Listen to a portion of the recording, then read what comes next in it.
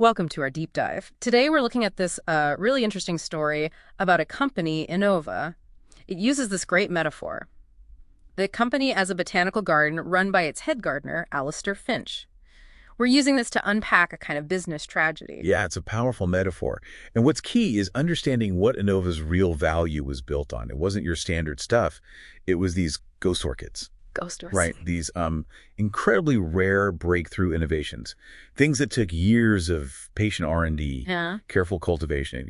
That was the source of their brand, their long-term irreplaceable value, not the everyday flowers. Okay, so the tragedy then is this clash, the clash between nurturing those rare orchids and the demands of Wall Street, basically, looking for quick, predictable results. So how fast did that pressure hit? What was the first? So it was immediate Right. and blunt. The new board, the CEO, they basically said, more color, Alistair. No color. Yeah, like give us petunias, marigolds, things that are fast, bright, cheap.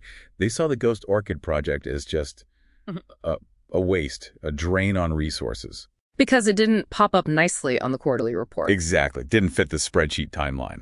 So Alistair gets forced to shift resources. The source material really details this painful move. He had to take that rich soil, that long-term R&D investment The good stuff. from the Ghost Orchid greenhouses and just, well, spread it thin, really thin, across these fields of temporary annuals. Right. So the R&D budget gets slashed, And the money. poured straight into marketing. Like you said, cheap fertilizer for a quick show. And on the surface, it worked, didn't it, for a while? Oh, yeah. The quarterly report. Mm.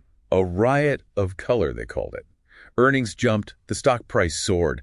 Analysts were thrilled. But that's just the surface. What was happening, like, inside the garden? What was the internal cost? Well, that's the heartbreaking part, isn't it? Hmm. Those ghost orchid saplings, they started to wither.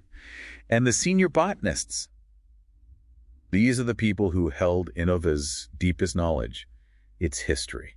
The institutional memory. Exactly. They saw those flashy reports and knew it was, well, a lie. They saw the garden essentially eating its own roots. And they started leaving. You lose that kind of talent, that deep knowledge. Yeah. It's devastating. Absolutely. Their morale was crushed. They knew the short-term wins were hollowing out the future. Alistair tried to warn them, right? I remember reading, he pleaded something like, Yeah, you're celebrating the leaves, but you're killing the root system. He saw it clear as day. This temporary bloom meant nothing would grow next season. and how did they react to that warning? Dismissed it completely. Said he lacked team spirit, wasn't aligned with the new agile strategy. Wow. So wisdom traded for buzzwords. Pretty much. And for a while, the annuals, the petunias, they looked okay.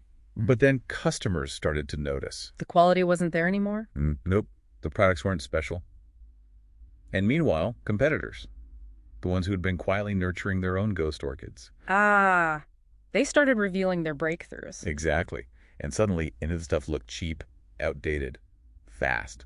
And the decline, the sources say, it went from slow to, well, terrifyingly fast.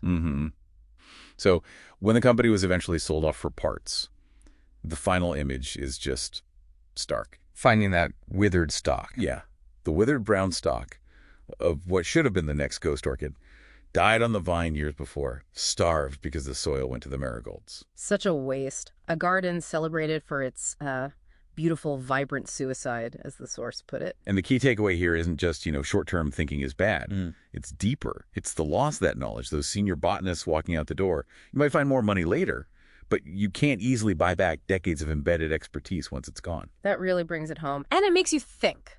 Makes you, the listener, think. What are the ghost orchids in your own work, in your industry? That vital, slow, maybe uncertain work that holds the real long-term value? Is it being starved right now? Yeah, starved to feed that demand for a quick, predictable, quarterly bloom. Are we maybe sacrificing the deep work, the essential work today, just for tomorrow's easy headline? That's the question. Where are you choosing to spread your most valuable soil?